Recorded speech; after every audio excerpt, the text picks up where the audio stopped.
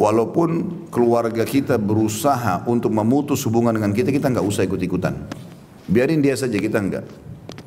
Orang gibah kita, jangan kita gibah dia. Udah biarin dia gibah aja. Kita doakan semoga Allah kasih hidayah. Boleh juga kalau kita mau doakan supaya Allah hukum gitu kan. Tapi yang jelas kita jangan ikut-ikutan. Jangan kebodohan dibalas dengan kebodohan, nggak boleh. Orang bodoh perbuatannya salah, jangan ikut-ikutan. Kita harus cerdas dan pintar, gitu kan. Orang buat jahat kita buat baik, jangan dibalas dengan kejahatan juga. Ya, ada orang suami istri selingkuh pasangannya, dia juga selingkuh, ya dua-duanya dosa. Jangan. Nanti Allah SWT akan buat pasangannya taubat atau Allah akan ganti yang lebih baik. Allah maha adil kok dan maha melihat. Allah tidak pernah tidur. Allah SWT maha hidup ya, dan terus menerus mengurus makhluknya. Hayyul Qayyum. Dalam ayat kursi dibahasakan itu atau dijelaskan masalah itu.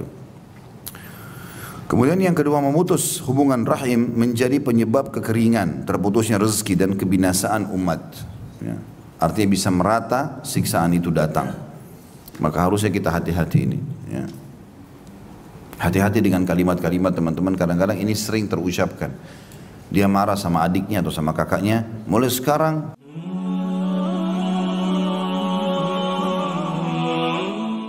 baik rahmat tidak turun kepada kaum yang di dalamnya ada orang yang memutus silaturahim.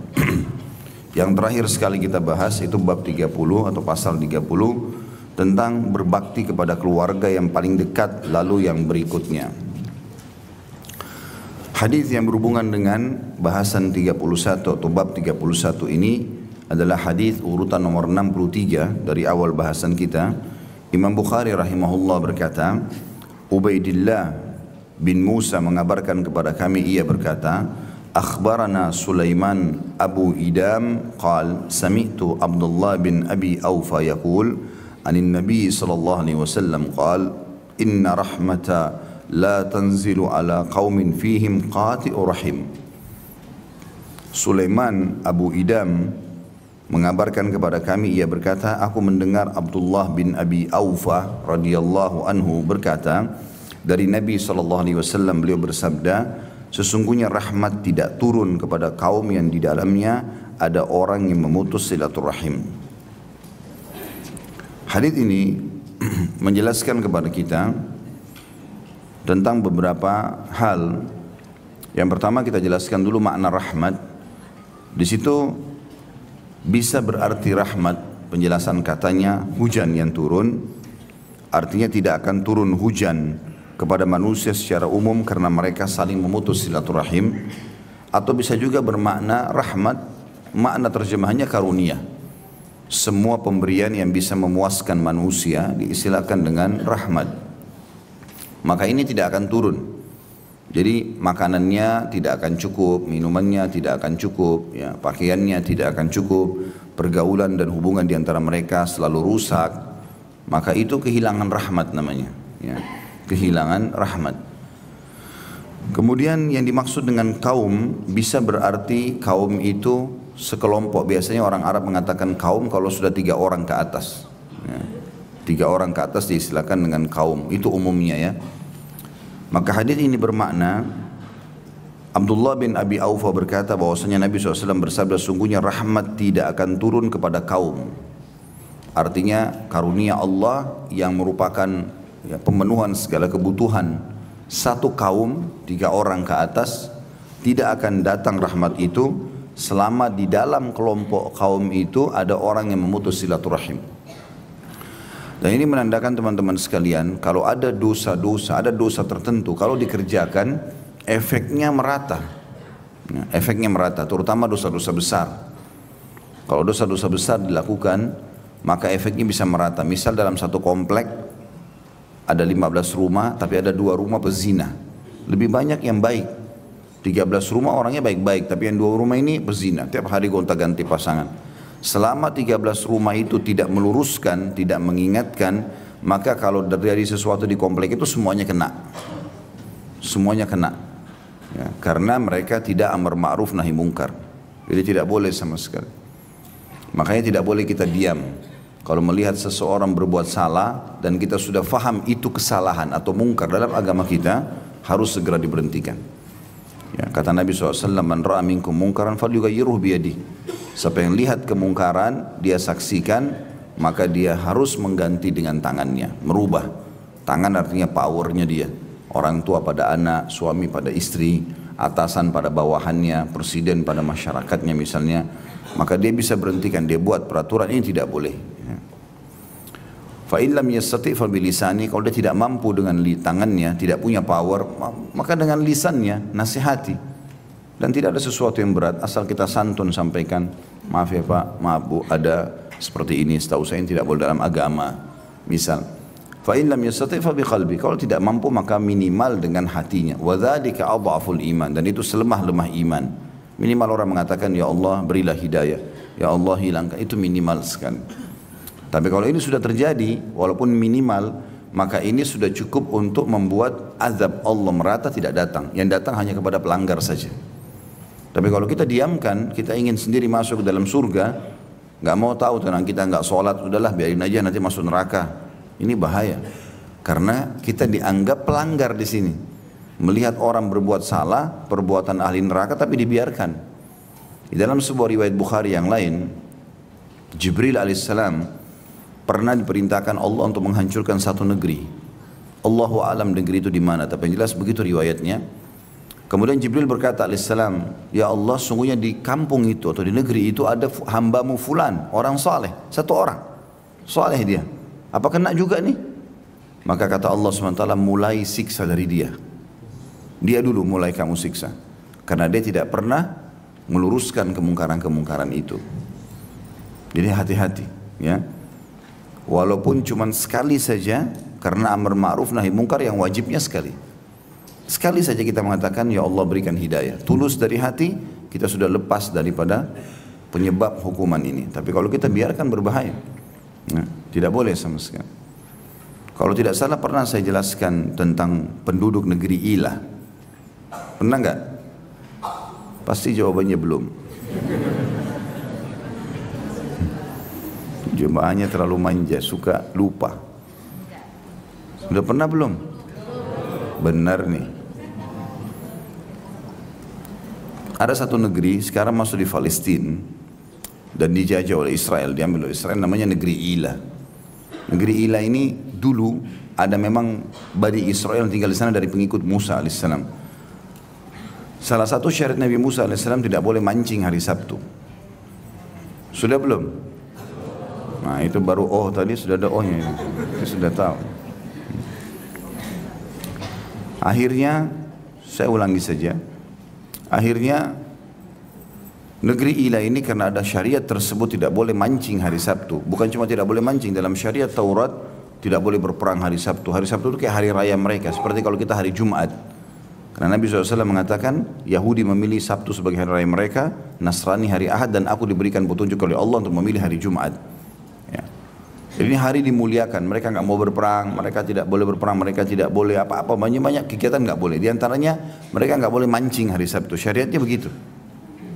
Dan ini tidak berlaku bagi kita sekarang tentunya. Yang jelas pada saat itu di penduduk negeri ini kebetulan berada di pinggir laut dan kerja mereka semuanya nelayan. Begitu syariat ini turun, maka mereka terpecah menjadi 3 golongan. Golongan pertama, pelanggar. Mereka tidak mancing hari Sabtu, tapi mereka pasang jala malam Sabtu. Dibiarin aja ikan-ikan masuk hari Sabtu, hari Ahad baru diambil. Ini sama saja mau menipu Allah. Enggak boleh, tapi tetap dikerjakan. Saya enggak zina kok, tapi dia yang buka diskotik. Dia yang buat tempat berzina. Saya enggak minum khamr kok, tapi di supermarketnya jual khamr. Sama saja, dia mendukung. Ada kelompok kedua, orang-orang beriman ini melarang itu, nggak boleh, gitu kan? Dilarang oleh mereka. Ini yang amar ma'ruf nahi mungkar, nggak boleh, ini haram dalam agama, nggak boleh rekayasa seperti ini, haram ya haram, nggak usah dicari kiri kanannya halalnya. Yang ketiga orang beriman juga, tapi keliru. Mereka bukannya melarang kelompok pertama, mereka malah datang kepada kelompok kedua, lalu mengatakan sudahlah, nggak usah diganggu, biarin aja nanti mereka masuk neraka kok itu. Jadi bukannya melarang yang salah, tapi menahan orang yang benar. Jelas nggak ini? Nah pada saat Allah subhanahu wa ta'ala memudahkan kelompok kedua, mengingatkan kelompok pertama, dan mereka tetap ngotot tidak mau. Enggak, kita nggak mancing kok. Cuma masang jala saja. Ya ikannya masuk salah sendiri. Jadi mau nipu, rekayasa keadaan. Maka Allah subhanahu wa ta'ala kalau mau menghukum satu kaum, Allah makin limpahkan nikmat. Namanya tadarruj. Ya. Ini bahaya. Kalau ada di antara, nah insya Allah di sini tidak ada. Kalau ada seseorang, teman-teman sekalian, melimpah nikmat pada Allah padanya, sehat badannya, hartanya banyak segala macam, tapi dia dalam kemaksiatan, ini bahaya. Berarti tahapan siksa. Karena dengan nikmat yang melimpah itu dia makin lalai. Orang itu akan sangat lalai kalau nikmat lagi banyak sama dia. Kalau kita lagi santai, badan sehat, rekreasi keluar kota, tempatnya dingin, hotelnya bagus, santai, terbuka pintu maksiat biasanya. Kalau lagi sibuk, tertutup pintu maksiat. Makanya nikmatnya Allah itu bertahap diberikan. Tapi kalau orang Allah mau hukum, maka Allah buat dia sibuk, makin banyak. Kaum Lut, kaum Samud, ya, kaum Ad, ya, kaumnya Nabi Saleh, Samud, kaumnya Nabi Hud, Ad. Semua ini 3 hari sebelum mereka disiksa oleh Allah, Allah limpahkan segala macam. Badan mereka sehat, mereka tertawa hari itu, segembira, ya, ternak-ternaknya makin bagus, hasil kebunnya bagus 3 hari. Makin mereka lalai, makin mabuk-mabukan, makin buat macam-macam, maka orang seperti ini berhak untuk dihukum. Maka ini hati-hati tentunya ya. Jadi kalau ada orang nikmat melimpah padanya, maka yang termasuk tadarruj, ya. Maka penduduk ini diberikan nikmat yang melimpah. Apa nikmatnya? Allah buat ikan-ikan yang tadinya di laut harus orang keluar, pasang jala, mereka mengejar atau pergi ke lautan untuk cari ikan yang besar misalnya. Sekarang tidak, kalau hari Sabtu ikannya datang sendiri dan memenuhi semua pinggiran pantai tersebut. Kata ulama tafsir dalam menjelaskan surah Al-A'raf, ini diceritakan Al-A'raf ayat 163 sampai 167 ya. Surah nomor 7 dalam Al-Quran menceritakan masalah penduduk Ilah ini. Maka ikan-ikan itu pun datang ke pinggir pantai. Bahkan mereka bisa memilih jenis ikan yang sering kali mereka banggakan dan ada di tengah lautan. Datang bisa dijamah dengan tangan-tangan mereka. Maka makin lalailah mereka. Setelah itu Allah SWT selamatkan kelompok kedua, ya, dikeluarkan dari negeri itu. Maka sisa kelompok 1 dan yang jadi masalah ini kelompok 3. Ini yang jadi bahasan kita. Juga kena siksaannya Allah. Sampai Ummu Salamah berkata radhiyallahu anha dalam hadis Bukhari Muslim, ya Rasulullah, anuhliku wa fina salihun? Apakah kami akan dibinasakan oleh Allah sementara ada orang-orang saleh di antara kami? Kata Nabi SAW, ya, idza kathura al-khabath. Ya, benar kalau keburukan sudah merajalela. Jadi nggak boleh kita biarkan. Ya. Kemungkaran itu, pelanggaran maksiat itu seperti kerusakan yang ada dalam rumah. Kalau rusak sedikit kita biarkan, nanti akan membesar. Ya. Jadi nggak boleh dibiarkan. Bahkan kata Nabi SAW, perumpamaan kalian dengan orang-orang yang berbuat kemungkaran adalah seperti orang-orang yang sedang ada di kapal laut. Kalian ada di atas, orang-orang yang buat mungkar ada di bawah. Setiap kali mereka mau ambil air, mereka harus naik ke atas, lewatin orang-orang soleh ini. Ini tentu contoh dari Nabi SAW ya. Ibaratnya selama kita ada, kita berusaha tampil di lapangan, dilihat, di jalanan, di pasar-pasar. Orang-orang yang berbuat mungkar ini risih sendiri. Ya, mereka malu ya. Melihat orang-orang ada orang dekat sama Allah, mereka malu sendiri. Maka kata Nabi SAW diibaratkan kalian lagi ada di atas kapal, mereka di bawah. Setiap kali mereka mau ambil air harus naik ke atas untuk ambil air. Maka mereka ambil inisiatif. Daripada kita selalu bolak-balik naik atas, bolongin aja kapal nih dari bawah supaya airnya gampang diambil. Kata Nabi SAW, kalau kalian biarkan mereka membolong kapal itu, kalian akan tenggelam semuanya. Semua kena. Maka harus hati-hati ya. Seorang suami harus aktif mengingatkan istrinya, sholat, puasa. Kalau sudah mulai lalai, coba cari dalil-dalilnya. Karena ilmu agama, wahyu itu bicara dengan hati. Malas sholat malam, bacain. Ini kita baca sama-sama yuk. Dalilnya tentang sholat malam. Nanti malam kita bangun sama-sama yuk. Saling membangunkan.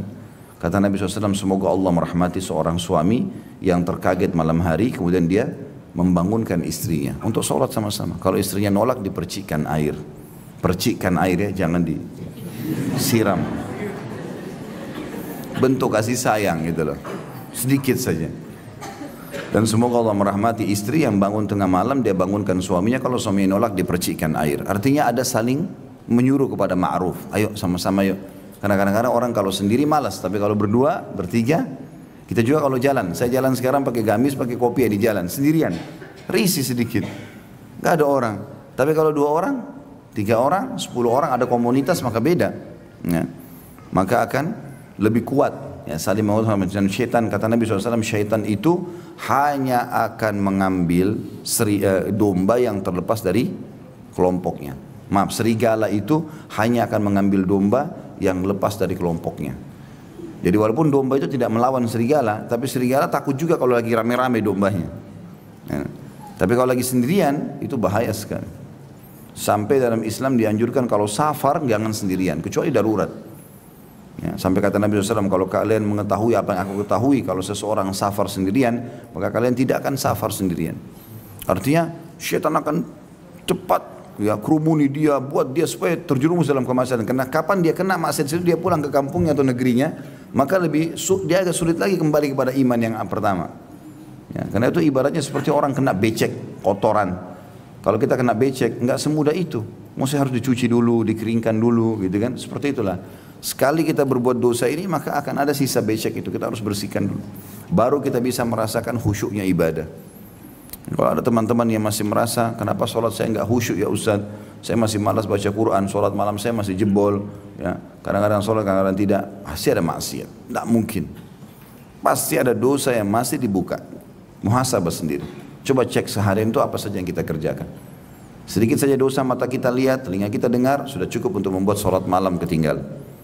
Sampai kata Ibnu Umar radhiyallahu, saya pernah ketinggalan sholat berjamaah subuh di masjid sebulan, gara-gara saya pernah berbuat dosa kecil. Memang Allah SWT tidak buat dia bangun ya. Dan salah satu tanda kebaikan dari Allah SWT, dan berarti Allah ridho dengan kita, kalau setiap kesempatan ibadah selalu kita hadir. Sebelum azan kita engah sendiri, oh, sebentar lagi waktu sholat nih. Atau pas lagi sholat, azan kita langsung gelisah, segera wudhu bagi sholat, itu tanda kebaikan. Tapi kalau kita masih males-malesan, itu semua penyebabnya selain waswas syaitan juga adanya dosa ya. Karena dosa itu seperti kendaraannya syaitan. Kalau syaitan sendiri dia nggak mampu. Mudah sekali orang beriman tolak, jangan usah sholat, enggak, saya mau sholat, selesai. Enggak mungkin syaitan menjelma lalu cekik kita, enggak boleh kamu sholat, enggak ada. Itu enggak mungkin terjadi. Syaitan lemah sekali. Tapi kalau ada fasilitasnya, dosa-dosa yang kita buat, maka itu seperti kendaraan. Seperti kalau prajurit perang, itu punya banyak senjata. Oh, orang ini matanya memang suka lihat yang haram, udah ada senjatanya syaitan. Telinganya suka dengar yang haram. Jadi dia punya perangkat banyak, sehingga dari semua sisi bisa diganggu. Telinga kita nggak dengar, mata kita melihat. Mata kita nggak lihat, tangan kita menjamah. Tangan kita nggak menjamah, kayak kita bisa melangkah. Jadi banyak yang dia lakukan. Makanya iblis mengatakan, aku akan mendatangi mereka ya Allah, maksudnya Adam alaihissalam dan keturunannya, dari kanan, dari kiri, dari depan, dari belakang, dari atas, semua sisi, gitu kan? Maka ini termasuk ya, yang harus hati-hati. Baik, kita masuk kembali ke bahasan kita tadi. Jadi amar ma'ruf nahi munkar adalah kewajiban setiap muslim semampu dia, tapi jangan tinggalkan yang minimal saja, itu sudah tidak boleh ditinggalkan, yaitu dalam hati, mungkin dalam hati ya. Karena kalau tidak, kalau azab Allah datang berbahaya, akan merata ya. Bahkan dalam sebuah riwayat yang lain kata Nabi SAW, siapa yang lihat kemungkaran dia tidak ingatkan, maka orang yang sedang berbuat mungkar akan datang hari kiamat mencekik lehernya sambil mengatakan, ya Allah, orang ini lihat saya buat salah, dia nggak ingatkan, lalu dituntut, diambil pahala dia, dikasih orang ini, kan rugi sekali. Makanya Nabi SAW mudahkan buat kita, tidak bisa dengan tangan, dengan lisan, tidak bisa dengan lisan, maka dengan hati. Ini yang kita lakukan ya. Maka ini maksud daripada hadis ini. Kita lihat di sini kandungan hadis. Yang pertama, rahmat tidak akan turun kepada orang yang memutus silaturahim secara dia pribadi. Jadi kalau ada orang putus silaturahim, ini dia pribadi tidak akan dapat rahmatnya Allah. Artinya semuanya akan serba kurang bagi dia. Kalau ada orang sekitarnya tahu dan tidak meluruskan, tidak mengingatkan, maka juga bisa kena tampiasannya. Ini poin harus digarisbawahi teman-teman sekalian ya. Hati-hati sekali, jangan sampai terjadi. Walaupun keluarga kita berusaha untuk memutus hubungan dengan kita, kita nggak usah ikut-ikutan. Biarin dia saja, kita enggak. Orang gibah kita, jangan kita gibah dia. Udah biarin dia gibah aja. Kita doakan semoga Allah kasih hidayah. Boleh juga kalau kita mau doakan supaya Allah hukum gitu kan. Tapi yang jelas kita jangan ikut-ikutan. Jangan kebodohan dibalas dengan kebodohan, nggak boleh. Orang bodoh, perbuatannya salah, jangan ikut-ikutan. Kita harus cerdas dan pintar, gitu kan. Orang buat jahat, kita buat baik. Jangan dibalas dengan kejahatan juga. Ya, ada orang suami istri selingkuh pasangan, dia juga selingkuh. Ya dua-duanya dosa. Jangan. Nanti Allah SWT akan buat pasangannya taubat atau Allah akan ganti yang lebih baik. Allah maha adil kok dan maha melihat. Allah tidak pernah tidur. Allah SWT maha hidup ya, dan terus menerus mengurus makhluknya. Hayyul Qayyum. Dalam ayat kursi dibahasakan itu atau dijelaskan masalah itu. Kemudian yang kedua, memutus hubungan rahim menjadi penyebab kekeringan, terputusnya rezeki dan kebinasaan umat. Ya. Artinya bisa merata siksaan itu datang. Maka harusnya kita hati-hati ini. Ya. Hati-hati dengan kalimat-kalimat teman-teman, kadang-kadang ini sering terucapkan. Dia marah sama adiknya atau sama kakaknya, mulai sekarang putus hubungan kekeluargaan. Untuk apa bahasa begini? Walaupun kita lagi jengkel, jangan bahasakan itu. Karena kita sudah memutus nantinya tidak ketemu, juga ucapan ini sendiri ada nilai dosanya. Nggak boleh sama sekali. Ini masuk dalam dosa besar. Imam Adz-Dzahabi rahimahullah masukkan dalam kategori dosa besar. Memutus silaturahim itu, nggak boleh. Ya. Dan sebaliknya sudah kita bahas di awal-awal bab kita, bahwasanya silaturahim akan memanjangkan umur dan meluaskan rezeki. Ya. Jadi baik-baik saja. Ini saya mau tanya kembali nih, ada utangnya jemaah sama saya. Sudah buat belum jalur nasab? Hah? Ini kalau anak SD mesti dicambuk.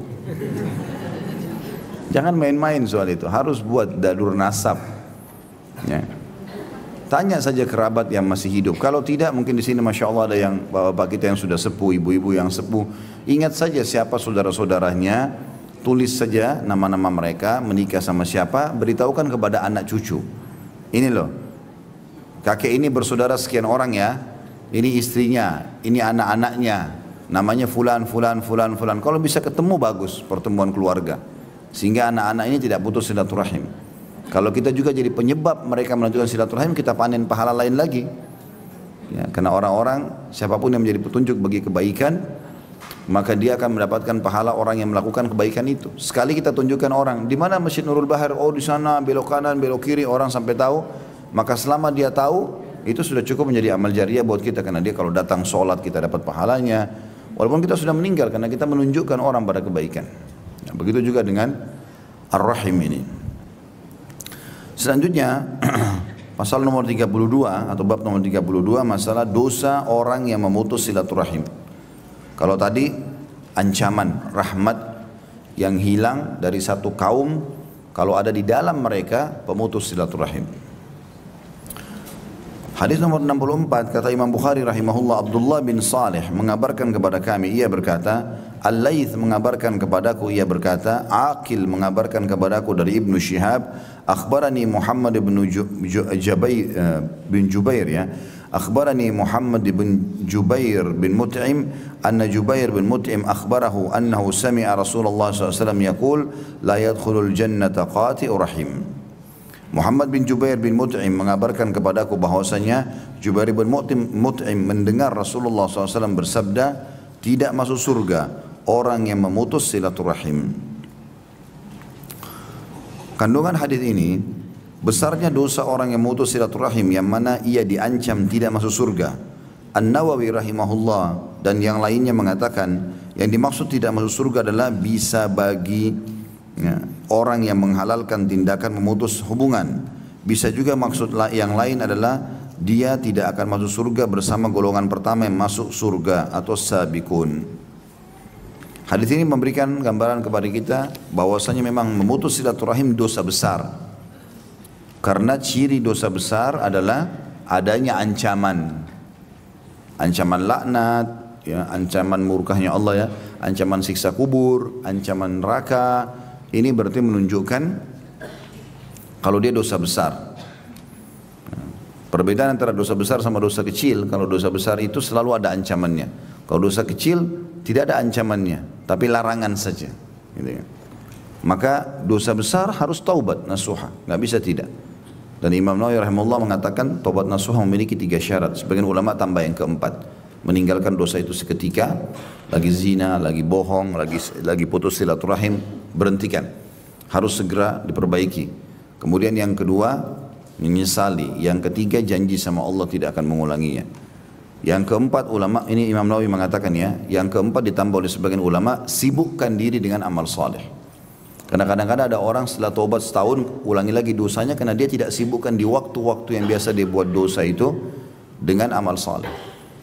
Jadi cara untuk meninggalkan dosa teman-teman sederhana. Sibukkan diri dengan amal saleh. Dengan sendirinya kita tidak ada waktu untuk dosa. Nah, karena dosa sekali lagi sering kali terjadi di waktu-waktu lagi santai. Betul-betul lagi rileks, lagi santai, ini hati-hati.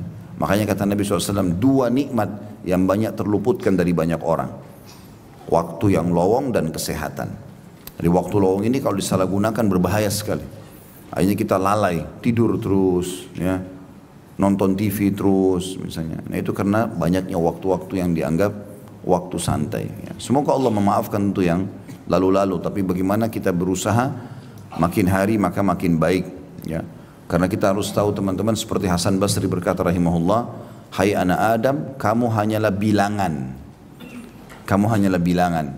Hari kesekian, umur sekian tahun, kamu bilangan. Setiap kali kamu membuka matamu di pagi hari masih hidup, maka hilanglah 1 bilanganmu. Jadi jangan sampai kita lalai ini, itu salah ya. Orang-orang non-muslim selalu mengatakan ulang tahun dirayakan, oh gembira. Kita bukan ulang tahun ini, ya. Hilang tahun itu. Nggak ada. Kita ini setiap detik hilang waktu kita, berkurang. Jadi kalau kita punya masa 100 tahun, misalnya 60 tahun misalnya, bertambah 1 hari berarti berkurang jatah kita, kan gitu. Maka ini harus difahami. Jangan sampai kita lalai terus. Dan makin dekat dengan masa pulang, maka harusnya kita makin punya banyak persiapan. Bekal. Menyesal teman-teman nanti. Di akhirat tuh nyesal sekali. Coba saya dulu begini, tapi sudah tidak bisa lagi. Nggak bisa, gitu kan. Kalau ada di antara anda yang hadir di sini, tidak sholat subuh tadi di masjid misalnya bapak-bapak, mungkin dia punya udzur tertidur segala macam, oke lah. Tapi untuk memperbaikinya nggak bisa. Nggak bisa lagi kita bilang, ya Allah kembalikan waktu subuh saya mau sholat berjamaah di masjid. Nggak bisa, jauh usah itu. Ketinggalan 1 rakaat saja masbuk, kita udah nggak bisa bilang sama imam ulangi dong sholatnya dari awal. Nggak bisa. Dan buku amal kita dicatat sampai hari kiamat, hari itu, sholat itu, kehilangan 1 rakaat. Dan rugi luar biasa itu. Penyesalannya nanti di akhirat. Jangan lalaikan itu, teman-teman sekalian. Dan tujuan majelis ilmu begini itu untuk membuat kita sadar dan akhirnya kita jadikan sebagai pegangan hidup. Saya pernah subhanallah di Kampung Melayu waktu itu ada taklim jam 10 pagi seperti waktu-waktu kita sekarang, tapi itu jam 10 pagi sampai menjelang duhur waktu itu. Selesai taklim, saya buru-buru dengar sudah azan duhur, pengen ke masjid. Khawatir ketinggalan takbiratul ihram pertama karena targetnya bagaimana kejar takbiratul ihram pertama imam nih. Azan kita sudah harus di masjid, usahakan on time. Karena kalau tidak nanti jadi masalah juga ini ya. Dan tidak bisa kita perbaikin lagi. Kata Nabi SAW, siapa yang tidak ketinggalan takbiratul ihram pertama imam 40 hari, maka dia selamat dari sifat kemunafikan. Dan ini kita usahakan teman-teman laki-laki terutama 1 kali seumur hidup paling tidak. 40 hari itu mungkin sekitar 1,5 bulan lah. 1 bulan 10 hari. 5 waktu sholat, imam Allahu Akbar, kita di belakangnya Allahu Akbar. Selamat, tidak akan pernah dusta seumur hidup, tidak akan pernah ingkari janji, tidak akan khianati. Amanah. Dijamin hilang darinya sifat kemunafikan. Gitu kan. Maka subhanallah saya coba jadikan target, kejar. Begitu saya keluar ada 1 ibu bajunya kotor sekali. Gendong bayi gitu. Dia kasih isyarat minta uang. Saya sudah niat mau bantu sebenarnya. Tapi saya juga kepikiran masalah azan. Baik saya bilang bu insya Allah habis sholat ya. Begitu saja. Niat husnudzon nanti habis sholat ya. Saya bagi sholat waktu saya pulang ibu itu sudah tidak ada. Saya sampai naik kendaraan saya bolak-balik di tempat itu 3 kali nggak ketemu ibu itu. Sampai sekarang teman-teman sekalian saya terus sesali. Saya sampai muhasabah buat diri saya sendiri. Apa ruginya Khalid? Kau cuma keluarkan uang berapa detik sih kasih ibu itu lalu pergi sholat. Tidak terganggu sholat. Tapi subhanallah syaitan bisa dengan jeli juga mencuri pahala kita di situ. Belum tentu kita temukan orang yang sama. Kalau ada orang lagi minta, jangan tunda, kasih. Siapa tahu kita berapa langkah ke depan terus meninggal. Mungkin itu amal kita yang terakhir. Allahu a'lam. Syaitan selalu bisikin, sudahlah nanti masih ada di depan. Enggak, ini loh yang lagi dorong gerobak depan mata nih. Ini yang lagi minum di pinggir jalan. Bawa kumpul-kumpul gelas plastik, kesian. Tidak tahu Allahu a'lam makan enggak hari itu. Mungkin itu, jadikan itu amal kita terakhir. Oh mungkin siapa tahu kita meninggal setelah itu. Itu yang kita bisa bawa ya. Jadi harus jeli teman-teman sekalian. Kami para ustadz dan para dai hanya bisa bicara begini di masjid. Tidak mungkin kami datangi rumah bapak ibu tiap hari. Ketuk-ketuk, sudah sholat belum? Banyak benar rumah jemaahnya. Habis umurnya untuk itu, nggak mungkin. Makanya teman-teman harus sadar sendiri. Kaimi sampaikan ini loh kaidahnya, harusnya begini. Dan diamalkan. Harus diamalkan. Sekali lagi teman-teman, yang lalu sudah berlalu. Tapi sekarang ke depan. Kata para ulama, hari-harimu yang telah berlalu adalah masa lalu. Kalau berbuat baik, bersyukurlah. Kalau ada dosa, bertobatlah. Hari ini milikmu, maksimalkan hari ini. Hari ini tidak boleh telat lagi sholatnya, tidak boleh tidak sedekah, tidak boleh tidak baca Quran. Selalu jaga zikir pagi petang. Sudah, ibadah ke ibadah. Hari esok kau cuma bisa programkan. Karena tidak tahu hidup atau tidak. Harus kita yang mengubah diri kita. Dan saya selalu ingatkan lagi kembali, jangan peduli dengan lisannya orang. Oh, kamu berubah ya, kamu begini ya, ya biarin dia ngomong, gak apa-apa. Mungkin kita yang lebih tahu kok diri kita akan dihisab sama Allah. Menyesal, ingat kata-kata saya ini teman-teman. Ya, menyesal di akhirat kalau ada amal soleh yang anda tidak kerjakan, menyesal. Kalau dosa kita lakukan, kita masih bisa taubat. Taubat Allah bisa maafkan. Tetapi dimaafkan pun dosa itu, tetap jeda yang kita sudah buat dosa. Misalnya ada orang berzina 3 jam, naudzubillah di hotel. Lalu dia taubat. Sebulan kemudian misalnya dia tobat, Allah maafkan, bersih kalau dia memang dia tobat nasuha. Tapi 3 jam itu tercatat di buku amalnya, walaupun dosanya dimaafkan, tidak ada amal solehnya. Paham gak? Nah amal soleh ini yang kita butuh untuk meninggikan derajat di surga. Jadi gak ada waktu untuk buat dosa, untuk apa? Dosa itu hanya untuk dipelajari dan dijauhi, bukan dicoba. Ini babi haram, saya mau coba dulu dagingnya, gimana rasanya? Kenapa Allah haramkan? Tidak perlu. Pasti bahaya. Semua yang haram pasti bahaya. Allah larang karena Allah lebih tahu sebagai pencipta. Ya. Sama dengan kalau kita bertamu di rumah orang, tuan rumahnya lebih tahu. Tamu mau nginap, ini kamarnya ya, ini. Mana yang boleh, mana tidak boleh, dia ingatkan tamunya. Itu dia lebih tahu. Kita nggak mungkin tahu semua itu. Orang lebih tahu, gitu kan? Maka Allah SWT lebih tahu mana maslahat dan mudarat. Kalau diharamkan udah nggak usah. Kita pelajari untuk dijauhi. Kalau yang baik-baik, yang halal dipelajari untuk dinikmati, silahkan. Dan lebih banyak, saya sudah selalu ulangi itu. Yang halal lebih banyak, untuk apa cari yang haram? Ya, selalu, yang haram itu cuma sedikit itemnya. Dan itu Allah cuma uji kita, patuh nggak sih? Mirip kita kalau masuk di perusahaan, kamu kalau kerja sini on time dapat 1, 2, 3, 4, 5, 6. Fasilitasnya banyak, gaji, bonus, mobil dinas lah, rumah dinas, segala macam. Tapi pasti perusahaan bilang, cuma kalau langgar ada ini loh. Ini bukan untuk dicoba, nggak usah. Karena kalau kita coba kita kena hukumannya. Udah ini aja ada fasilitas yang kita pakai. Gitu loh rasionalnya. Udah jadi orang baik saja. Dan jadi orang baik itu 100%. Jangan setengah-setengah. Pakai jilbabnya besar. Temannya bilang, oh alim ya. Buka lagi. Langsung tiba-tiba. Dia pakai kopiah, oh alim sekarang ya. Taruh di kantong. Mana kembali model aneh-aneh. Kenapa? Oh iya alhamdulillah saya baru tahu sekarang. Ayo ikut pengajian saya yuk. Gitu. Ajak sekarang orang berbaikan. Termasuk kesempurnaan taubat seorang hamba, teman-teman sekalian, adalah bagaimana dia memperbaiki masa lalunya dengan membalik keadaan. Jadi kalau dulu dia sering ditraktir orang masuk diskotik, ya, misal, atau dia ajak teman-temannya pergi berzina, dia traktir. Sekarang dia harus keluarkan sedekah sejumlah itu sebagai penebusnya. Itu jauh lebih sempurna taubatnya. Atau sekarang dia ajak sebanyak mungkin teman-temannya dulu yang sesat, salah, ke masjid misalnya, ke pengajian, itu bagus. Begitulah yang dilakukan oleh Ikrimah radhiyallahu anhu, anaknya Abu Jahal. Dulu dia sebelum masuk Islam, banyak sekali hartanya sama ayahnya Abu Jahal dikeluarkan untuk perangi Islam. Begitu masuk Islam dia sedih, dia baru sadar, oh ternyata ini kebenaran. Maka dia sambil nangis mengatakan, ya Rasulullah, mulai sekarang saya akan keluarkan sedekah sejumlah dulu saya keluarkan untuk lawan Islam. Dikeluarkan semua, sekian banyak untuk agama Allah supaya nutupin kesalahan itu, supaya Allah ridho dengan dia. Itu yang kita lakukan. Jangan malah kita kendor ini. Imannya nggak boleh seperti kerupuk, diketuk pecah. Nah, harus baja. Syaitannya mau ketuk, tangannya yang sakit. Gitu. Biar dia mau goda bagaimana? Enggak, pokoknya saya nggak mau. Udah. Kita kan sudah tahu mana baik, mana tidak baik. Agama sudah ajarkan. Jadi harus kita betul-betul selalu, karena ini balasannya teman-teman tidak tanggung-tanggung, ini surga. Kata Nabi SAW, ala inna sil'atallahi ghal, ala inna sil'atallahi jannah. Ingatlah, kata Nabi SAW, dagangannya Allah, balasannya Allah itu mahal. Ya, karena balasan Allah itu surga. Surga yang luasnya seluas langit dan bumi, tidak ada lagi masa tua, tidak ada capek, tidak ada segala-gala. Sibuk dengan nikmat semuanya. Hanya dengan sedikit capek di dunia beribadah, apalagi ibadah itu punya kenikmatan. Sekali lagi, kalau ada yang masih belum merasa khusyuk dalam sholat, masih malas baca Quran itu karena ada dosa. Coba tepis dosa itu, tutup kerannya, seminggu, sebulan ke depan perbaikin. Nanti akan ada perubahan. Makin jauh kita dari dosa teman-teman, makin terasa nikmat ibadah itu. Makin nyaman, kalau sujud kayak nggak mau angkat kepala.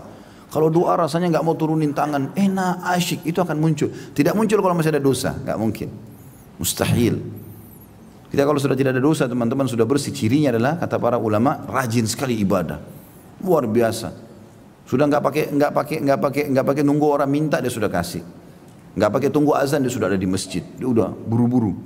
Tiap hari jadwalnya Al-Quran dari ayat ke ayat, itu terus dia sibukkan dirinya. Nah, itu orang yang betul-betul mengejar surga.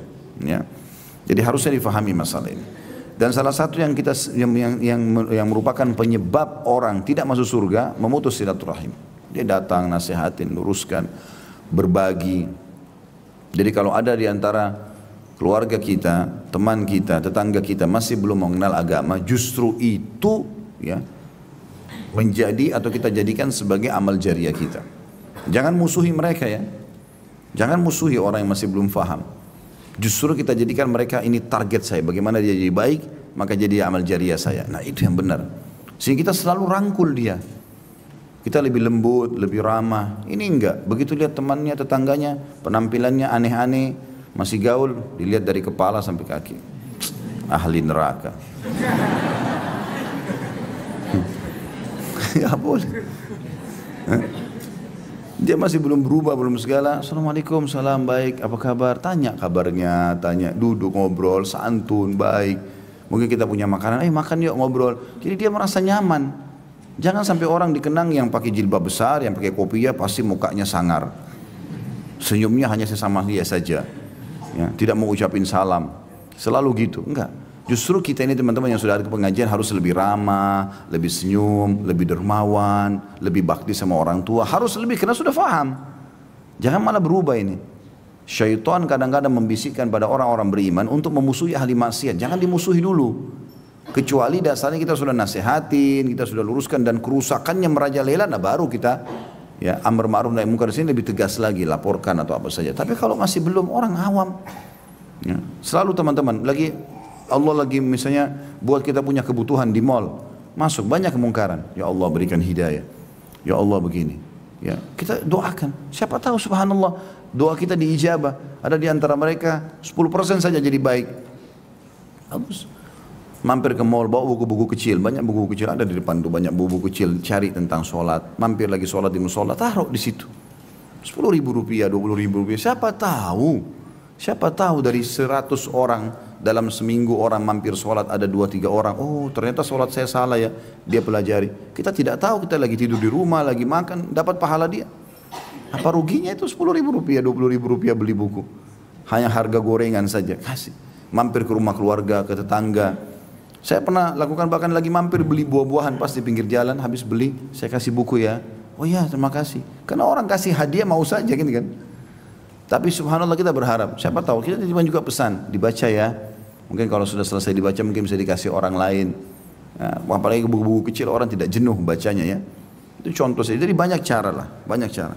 Saya pernah punya pengalaman teman-teman di Saudi. Waktu itu saya lagi umrah. Entah saya pernah ceritakan atau tidak, tapi ini cuma menceritakan pengalaman saja, berbagi. Waktu itu kebetulan saya sering membaca buku salah satu ulama Mekah, namanya Syekh Muhammad Jamil Zainu. Saya tidak tahu beliau masih hidup atau tidak sekarang. Waktu saya ketemu ini berapa belas tahun yang lalu, jenggotnya sudah putih semua, sudah tua beliau. Punya karya tulis waktu itu 38 judul kurang lebih. Bukunya itu unik, karena setiap saya temukan semua buku beliau, ya, tapi dalam bahasa Arab ya, sekarang juga sudah banyak diterjemahkan dalam bahasa Indonesia. Itu di bagian depannya tertulis, setiap muslim punya hak mencetaknya. Begitu tulisannya, setiap muslim punya hak mencetak. Dan bagi orang yang mau membagikan cuma-cuma silakan hubungi penulis, ada nomor teleponnya di bawah. Saya belum pernah temukan buku begitu. Pasti hak cipta, ya, yang melanggar akan dipenjara begini dan begitu. Ini malah mau amal gitu. Saya tahu nomor telepon beliau, saya telepon. Ada teman saya kebetulan di Mekah saya kenal. Kemudian saya jalan sama dia sampai dapat alamatnya. Ya, saya telepon, Syekh saya Khalid Basalama dari Indonesia gini, sering baca buku antum, mau ketemu bisa? Oh ya silakan. Ya udah ketemu. Begitu ketemu saya, langsung dipeluk sama dia. Terus yang paling pertama jenggot saya dipegang sama dia. Kenapa jenggotmu pendek sekali? Dia nggak tahu kalau di Indonesia cuma 2-3. Saya bilang alhamdulillah Syekh, sudah begini ya Allah kasih. Sudah ngobrol. Akhirnya beberapa buku beliau kita diskusikan. Karena kan beliau nulis tinggal di Mekah ya. Kita kan yang kadang-kadang hadapi lapangan, Syekh di lapangan itu seperti ini loh, seperti ini loh. Nanti beliau buat catatan gitu kan, untuk memperbaiki beberapa poin, maksudnya memberikan tambahan-tambahan masukan. Nah uniknya setelah diskusi cukup lama sama beliau, ada gudangnya di belakang rumah. Dia bilang, Khalid kalau kamu mau pulang ambil buku-buku itu. Banyak dus-dus 38 judul. Tapi satu dus itu beratnya sudah 30-40 kilo. Kita kan pesawat paling 30 kilo maksimal. Saya nggak bisa bawa semua ini Syekh gitu. Baik saya ambil aja satu dus, saya campur-campur beberapa judul. Masing-masing judul saya ambil 10 atau 20. Adalah mungkin 40 kilo. Taruh di mobil teman saya ini, kembali. Waktu itu saya tinggal di Jeddah, sempat balik ke Jeddah. Ada satu masjid dekat rumah sepupu saya waktu itu di Jeddah. Saya sering sholat 5 waktu di situ. Tiba-tiba muncul di benak saya saja, buku-buku ini tidak mungkin saya bawa semua di Indonesia. Dan ini ini masjid besar, banyak anak-anak muda di situ, sering saya ngobrol sama mereka. Rupanya masih ya awal-awal lah, mereka semangat sekali untuk belajar, 17 tahun, 18 tahun, 20 tahun. Maka saya kasih buku itu, saya bawa 3, setiap judul 3, karena ada 10-an saya ingin bawa juga ke Indonesia sebagiannya. Saya bawa ke situ masjid, terus saya bilang sama teman-teman anak muda itu, ini taruh di masjid ya, siapa tahu ada yang mau baca. Saya cuma bilang begitu saja, ini siapa tahu ada yang mau baca, antum juga kalau mau baca silahkan. Ya. Terus saya bilang, kalau seandainya kalian mau tambahan, ini namanya Syekh Muhammad Jamil Zainul, ada nomor teleponnya di buku. Datangi aja, apalagi Jeddah ke Mekah dekat sekali. Subhanallah, ada satu orang dari 5-6 orang yang lagi duduk sama saya bilang, Khalid, kami saja tinggal di Jeddah nggak pernah terfikir ide ini. Padahal orang ini dekat sekali.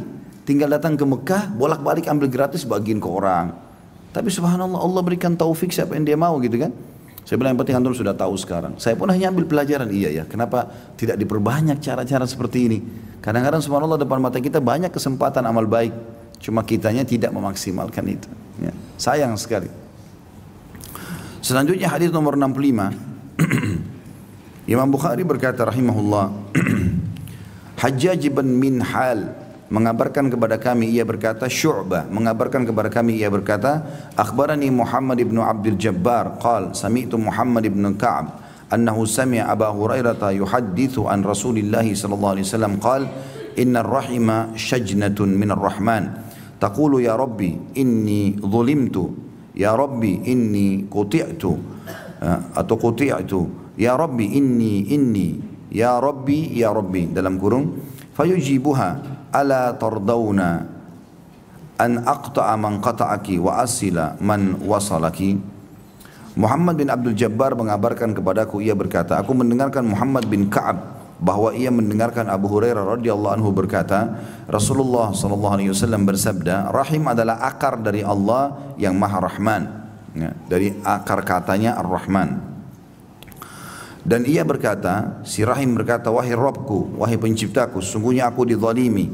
Wahai Rabbku, sungguhnya aku diputus. Wahai Rabbku, sesungguhnya aku. Wahai Rabbku, artinya Rahim banyak berkeluh kepada Allah subhanahu wa ta'ala. Lalu Allah pun berfirman kepadanya, apakah engkau mau aku putus orang yang memutusmu dan aku sambung orang yang menyambungmu?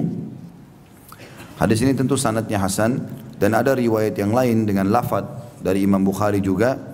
Di bawah di footnote ya nomor 65, innar rahima sajnatu minar rahman faqala Allah man wasalaka wasaltuhu wa man qata'at wa man qata'an, ini qata'aka mestinya ya. Ini nunnya diganti kaf ya. Wa man qata'aka wa man qata'an qata'ahu Allah. Ya, itu betul. Rahim adalah akar dari Allah yang Maha Rahman. Maka Allah berfirman, barang siapa yang menyambungmu, ia akan aku sambung, dan siapa yang memutusmu, ia akan aku putus. Ya. Hadis ini juga dikuatkan dengan hadis Abdullah bin Amr bin As yang berlalu dengan nomor 54. Jadi mirip dengan hadis ini. Hadis ini memberikan pelajaran kepada kita, kandungannya adalah kalau Allah Subhanahu wa taala memperhatikan rahim ini dan menciptakan rahim dan menisbatkan pada namanya, makanya dikatakan Ar-Rahman Ar-Rahim karena pentingnya. Dan Allah Subhanahu wa taala menciptakan kita manusia sebagai makhluk sosial. Kita nggak mungkin hidup sendiri. Jangan eksklusif. Memang begitu Allah Subhanahu wa taala ciptakan kita. Apalagi di kota-kota besar kayak Jakarta, kota metropolitan, kadang-kadang tetangga tidak tahu tetangganya, ya, apakah masih hidup, sudah meninggal, kerabatnya, dia tidak mau tahu, pokoknya dia sendiri. Maka ini berbahaya sekali. Ingat teman-teman, kalau kita biasa jenguk orang sakit, kita kalau sakit akan dijenguk orang. Kita kalau bantu orang pada saat susah, kita akan dibantu nanti. Kalau kita ada orang meninggal, kita datang mengantarnya, kita juga akan diantar pada saat meninggal. Tapi kalau kita eksklusif sendiri, tidak ada yang kenal, maka mungkin juga tidak ada orang yang mau tahu siapa kita. Gitu. Kita makhluk sosial, sering sosialisasi dengan orang, tegur, sapa, salam. Bahkan Nabi SAW mengatakan orang yang terbaik adalah orang yang memulai salam. Ya, jadi tegur, sapa. Juga dalam hadis yang lain, kalau dua orang muslim sedang jalan, lalu terpisah dengan batu atau pohon, maka semestinya yang pada saat bertemu mereka memulai salam. Mereka memulai salam. Jadi tegur sapa perlu, berkenalan sama orang perlu, sosialisasi dalam kehidupan. Jadi jangan eksklusif, karena orang yang eksklusif ini paling dominan memutus rahimnya. Ya, apalagi kalau dia merasa dirinya sudah sukses, sudah berpendidikan. Justru semestinya kita seperti padi, makin berisi makin menunduk, gitu kan? Makin tinggi titelnya, makin banyak hartanya, makin luas, makin baik, makin banyak membantu kerabat-kerabatnya gitu. Allah Subhanahu wa taala berarti mudahkan, amanahkan harta di tangan dia untuk dia bantu kerabatnya. Bantu siapa yang susah di antara mereka. Jangan dipersulit ya. Maka ini perlu digarisbawahi dan ini masuk dalam hadis ini.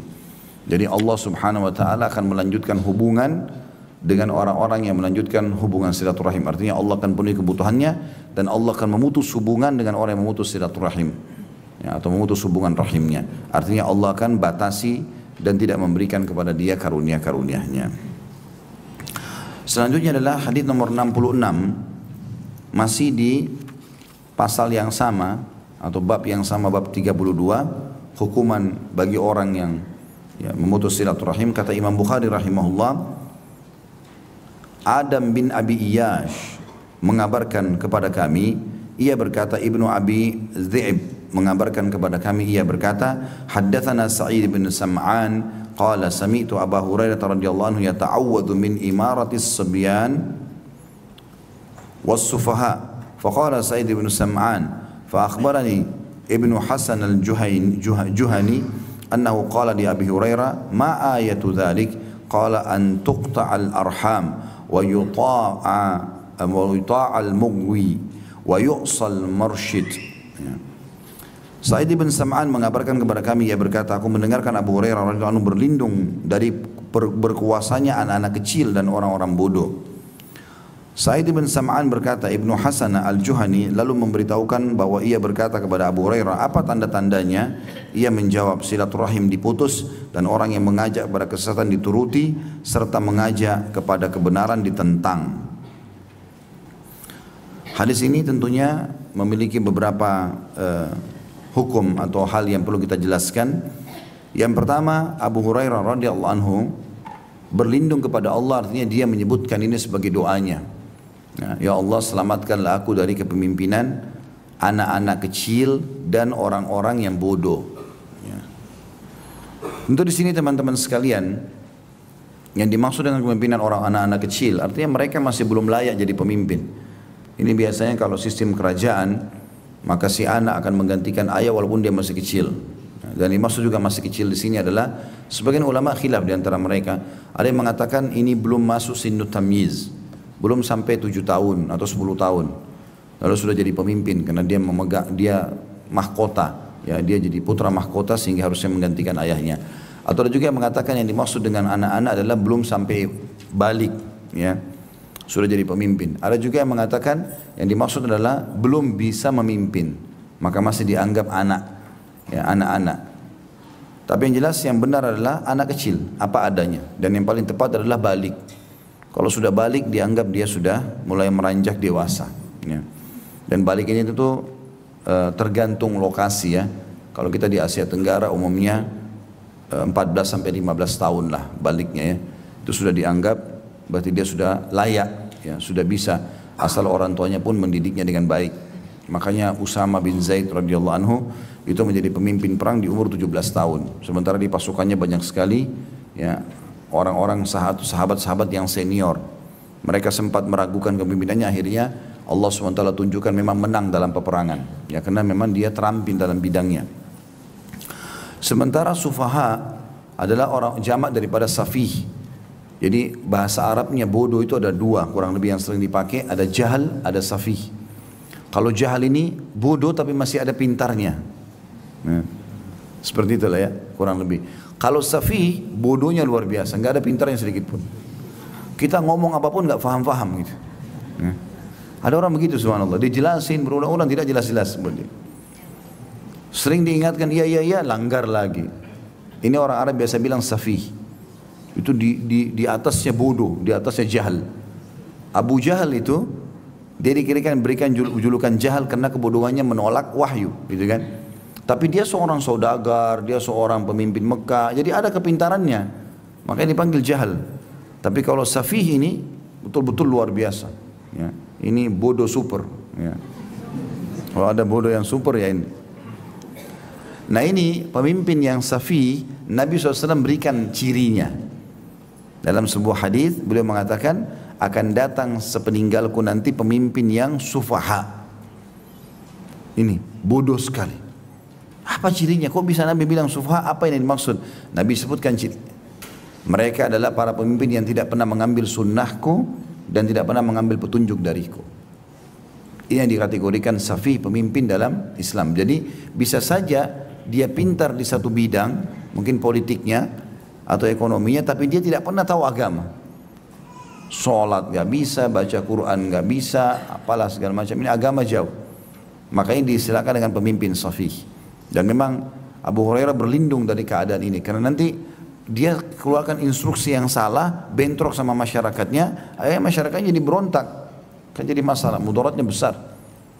Makanya Umar bin Khattab mengatakan radhiyallahu anhu pada para teman-temannya, siapa di antara kalian atau apa yang kalian harapkan kalau Allah kabulkan doa kalian? Ada yang bilang saya berharap Allah berikan harta yang banyak lalu saya bisa berinfak di jalan Allah. Ada yang bilang saya berharap ya bisa menjadi seorang mujahid, mati syahid. Ada yang bilang begini, begitu, macam-macam. Maka setelah selesai, kata Umar, kalau saya berharap kalau ada doa saya satu mustajab, saya akan minta Allah karuniai pemimpin Muslim yang baik dan adil. Karena dengan baiknya dia maka baik seluruh masyarakatnya. Kapan dia tidak baik maka akan tidak baik semuanya. Karena satu instruksi saja, satu tanda tangan saja sudah cukup untuk mengubah banyak hal. Bisa baik atau bisa buruk. Masyarakat ada yang terima atau tidak terima bukan urusan dia, akan bisa bahaya. Gitu kan. Makanya Nabi SAW mengatakan yang dimaksud dengan sufaha yang tidak pernah mengambil contoh dariku, tidak pernah mengikuti sunnahku. Ya, kalau pemimpin yang baik itu selalu mengatakan pemimpin kita Rasulullah SAW telah bersabda begini dan begitu. Memang dia jadikan agama sebagai patokannya. Maka itu adalah ciri pemimpin yang baik. Itu poin yang kita ambil. Kemudian di sini seseorang tabi'in yang bernama Ibnu Hasan al-Juhani rahimahullah menanyakan kepada Abu Hurairah radhiyallahu anhu, apa tanda-tandanya itu? Dari mana kami bisa tahu kalau pemimpin itu bodoh, ya? Maka beliau sebutkan 3 di sini cirinya. Yang pertama, antuqta'al arham, terputusnya silaturahim. Maknanya kalau dia jadi pemimpin, dia sibuk sehingga dia tidak peduli lagi dengan kaum kerabatnya. Juga dia tidak menyuruh masyarakatnya untuk melanjutkan silaturahim satu sama yang lain. Ini harus disosialisasikan, ya. Kemudian yang kedua, ini saksi bahasan kita, yang kedua wa yuta al-mughwi, dan Orang-orang yang mengajak pada kesesatan dituruti, serta ya di sini maksudnya orang mengajak kesesatan. Jadi kalau ada orang yang mengajak seperti sekarang orang ada yang minta supaya pernikahan sama jenis disahkan, ya apalah permintaan-permintaan yang aneh-aneh, melanggar agama semua. Maka ini kalau diikuti berarti masuk dalam contoh safih, ya. Jadi nggak boleh, melanggar agama tidak boleh. Ya, itu orang di dunia, apalagi di Indonesia ini negara yang memang dibangun di asas agama, Pancasila, ketuhanan yang Maha Esa yang pertama. Semua orang yang punya meyakini Tuhan Allah SWT yang Maha Esa itu dilindungi. Apa? Itu adalah kaum muslimin. Ya. Maka keyakinannya harus dilindungi, tidak boleh sama sekali dirusak. Gitu. Kemudian yang ketiga, wa yu'sa al-mursyid, dan kebenaran akan ditentang. Nah, kalau ada orang menyampaikan kebenaran ditentang, maka ini berarti ciri daripada kepemimpinan yang Abu Hurairah berlindung darinya. Tapi saksi bahasan kita adalah masalah memutus silaturahim.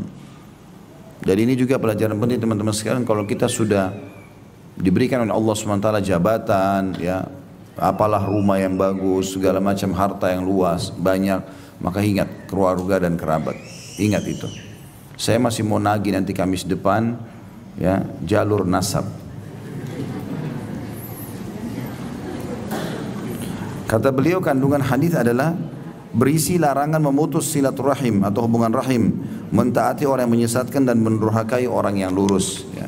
Sebagaimana sudah kita jelaskan tadi. Baik, selanjutnya pasal 33 atau bab 33 ya. Hukuman orang yang memutus silaturahim di dunia. Jadi masih mirip dengan tadi hukuman juga, tapi ini entah kenapa diberikan pasal khusus. Imam Bukhari rahimahullah berkata, Adam mengabarkan kepada kami, ia berkata, Syu'bah mengabarkan kepada kami, ia berkata, Haddathana Uyainah bin Abdurrahman qal sami'tu abi yuhaddithu an Abi Bakrah radhiyallahu anhu qala Rasulullah sallallahu alaihi wasallam ma min dhanbin ahra an yu'ajjala Allah li sahibihi al-'uqubata fid dunya ma'a ma yuddakharu lahu fil akhirati ma min qati'atir rahimi wal bagi. Uyainah bin Abdurrahman mengabarkan kepada kami, ia berkata, aku mendengar ayahku bercerita dari Abu Bakrah radhiyallahu anhu. Abu Bakrah sahabat Nabi, ya. Ia berkata, Rasulullah SAW bersabda, tidak ada dosa yang lebih pantas disegerakan balasannya oleh Allah terhadap pelakunya di dunia.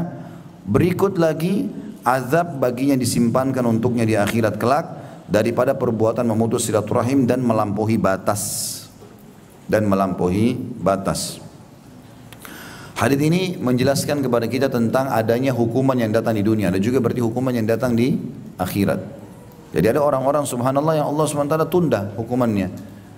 Kalau memang dia dikasih kesempatan taubat dia nggak mau, maka Allah pun akan hukum di akhirat. Ada juga orang yang Allah SWT tunda hukumannya di dunia demi memberikan kesempatan dia taubat, peringatan demi peringatan datang. Dia sakit, ya, diingatkan oleh orang, ya, gagal usahanya supaya dia muhasabah. Tapi ada dosa teman-teman, dua ini, ada tiga dosa sebenarnya. Yang satu sudah kita bahas pada awal-awal bahasan kitab kita, yaitu masalah durhaka sama orang tua. Kemudian ada dua di sini, yang lain tambahannya memutus silaturahim dan juga melampaui batas. Ya. Ini langsung Allah hukum. Langsung Allah hukum. Kalau durhaka sama orang tua sudah kita pernah jelaskan, apapun sifatnya, berkata tidak mau patuhi, tidak mau memberi, tidak mau melanjutkan atau menziarahi dan seterusnya. Ini masuk dalam segerahnya azabnya di dunia. Kalau silaturahim sudah kita jelaskan, makanya saya ingatkan kembali, jalur nasab dijaga, telusuri mereka, hubungi, telepon, ya. Subhanallah, saya kemarin diundang di Kuala Lumpur beberapa waktu lalu, 2 minggu yang lalu. Pada saat saya di sana, ada satu orang datang ke saya, orang dari Yaman. Dia warga negara Yaman, ngajar di Universitas Islam di Kuala Lumpur. Dia dekatin saya habis ceramah, terus dia ngomong bahasa Arab. Dia mengatakan, Ustaz Khalid, ada satu bahasa lama yang saya kenal. Dia bilang gitu, namanya Jamal. Kenal nggak? Saya bilang saya nggak kenal, gitu kan. Terus dia bilang, tapi dia bilang kenal, baik. Baik, saya bilang kalau begitu minta tolong saja, ini nomor handphone saya, dikasih ke dia. Insya Allah nanti. Dia bilang, iya, saya tidak mau apa-apa kecuali pahala silaturahim antum nanti. Dia ngomong gitu. Baik, insya Allah Allah kasih. Subhanallah, baru mungkin 5-10 menit saya kembali ke penginapan, ke kamar hotel. Terus saya buka handphone, tiba-tiba ada orang yang sudah WA saya. Ternyata si di atas nama Jamal Basalama ini. Dia sudah warga negara Turki. Dulunya orang Indonesia, tinggal di Indonesia. Terus saya ngomong sama dia, saya telepon via WA. Dia bahasa Arab, rupanya dia pernah jadi dai di Jeddah. Bersama sama orang Yaman dosen ini gitu. Dan orang Yaman ini puji-puji dia. Ini orang sampai banyak menghafal isi Injil. Dia orangnya ya, kristolog gitu. Sering debat dan banyak pendeta masuk Islam di tangan dia. Oh Masya Allah, ini saya pikir ini perlu kita dapat ilmu dari dia gitu kan. Setelah saya ngobrol, ternyata dia selain bahasa Arab memang orang Indonesia. Cuma dia sudah sekian mungkin 30 tahun, 40 tahun lalu pindah ke Turki, dapat warga negara sana, nikah sama orang sana. Punya keturunan juga di sana. Tahu teman-teman sekalian, setelah saya telusuri ternyata ayahnya dia namanya Jamal bin Umar. Umar ini adalah saudara kakek saya. Saudara kakek saya. Dia bilang, ayah saya itu punya saudara namanya Abdullah. Abdullah ini adalah kakek saya Khalid Zaid Abdullah. Jadi ini masih kena paman saya langsung, subhanallah. Warga negara Turki. Ini kalau tidak ada yang tahu gimana ini? Sudah tinggal di sana dia. Allah SWT mudahkan datang orang ini kasih. Dan dia saking gembiranya, sampai dia beritakan kepada saudara-saudaranya. Saya juga langsung hubungin ayah saya. Ya. Saya panggil Abah, saya bilang, Abah kenal gak? Ada namanya Jamal gini. Oh iya itu masih sepupu gini-gini. Alhamdulillah ya terlanjut silaturahim itu. Karena kalau tidak Turki jauh sekali. Ya. Kalau cuma Surabaya, kalau cuma mungkin bisa datang, tapi ini jauh. Dan dia sudah punya anak 3, sudah warga negara Turki di sana. Kita nggak tahu nanti kan. Kalau anak-anaknya sudah menikah, punya cucu, dan sudah tua rupanya. Dia sempat kirim fotonya, saya minta fotonya, dia kirim fotonya. Saya kirim ke ayah saya, ini orangnya. Nah, maka ayah saya masih ingat, mengatakan iya, ini pernah ketemu di Surabaya dulu, waktu ayah saya masih muda gitu. Tapi itu, subhanallah rahim itu perlu kita telusuri. Dan cukup insya Allah dengan kita niat baik, kita telepon, kita beritakan, saling bertukar informasi itu bagus. Apalagi kalau sudah ketemu terus kita buat grup di WA, grup keluarga, ya orang bisa melanjutkan silaturahim itu sangat bagus. Kemudian yang kedua dari hadis ini ya, tentu ada 3 yang langsung datang azabnya, durhaka sama orang tua, mutus silaturahim, dan yang ketiga adalah bagi. Ini hati-hati teman-teman, melampaui batas. Apa itu Ustaz melampaui batas? Jadi misalnya ada orang berbuat zina, dia dosa dengan zinanya. Tapi ada orang tidak, dia zina, kemudian dia buka tempat zina. Ini namanya melampaui batas, karena dia bahkan menyebarkan kesalahan dia itu. Atau masuk dalamnya adalah semua orang yang berbangga-bangga dengan maksiat, itu namanya bagi. Jadi dia sudah buat zina, Allah tutupin dia, semalam suntuk tidak ada yang tahu. Allah tutupin dia supaya dia bertobat. Enggak, besok dia malah sebarin di kantornya. Oh semalam itu saya begini dan begitu diceritain, sehingga teman-temannya termotivasi untuk berzina juga. Nah, ini bahaya sekali. Ini namanya bagi. Enggak boleh teman-teman. Kalau kita buat dosa, naudzubillah, antara kita sama Allah, jangan malah dipamer-pamer, jangan bangga.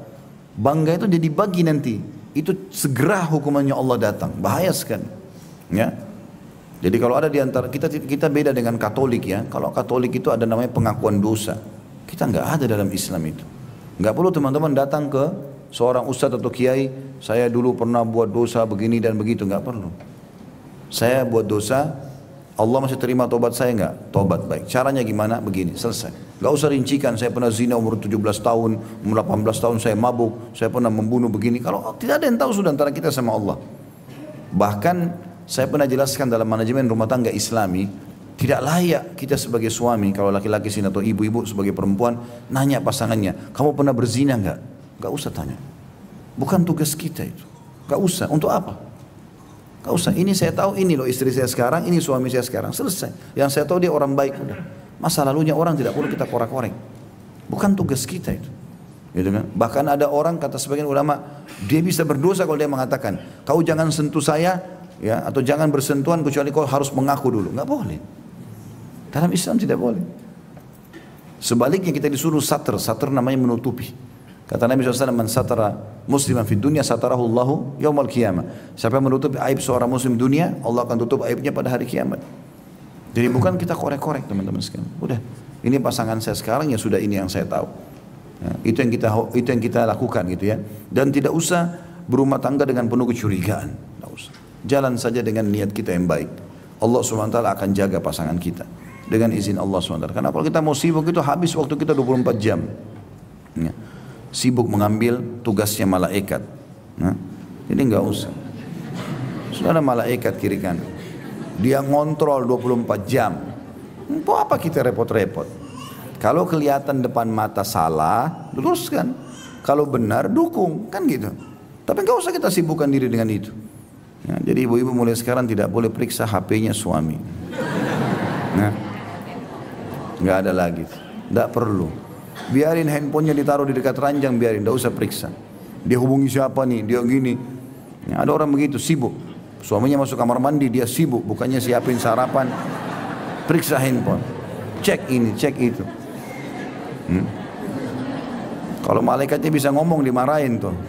Nah, sudah tugasnya dia itu catat. Yang baik sudah catat, yang buruk tidak ada. Ma yalfidu min qaulin illa ladaihi raqibun atid. Tidak ada satu huruf, satu kalimat, satu niat kecuali tahu ini baik atau ini buruk. Tidak perlu kita khawatir. Kalau kelihatan depan mata baru. Akhirnya nanti miss call, oh suara perempuan, save nomornya.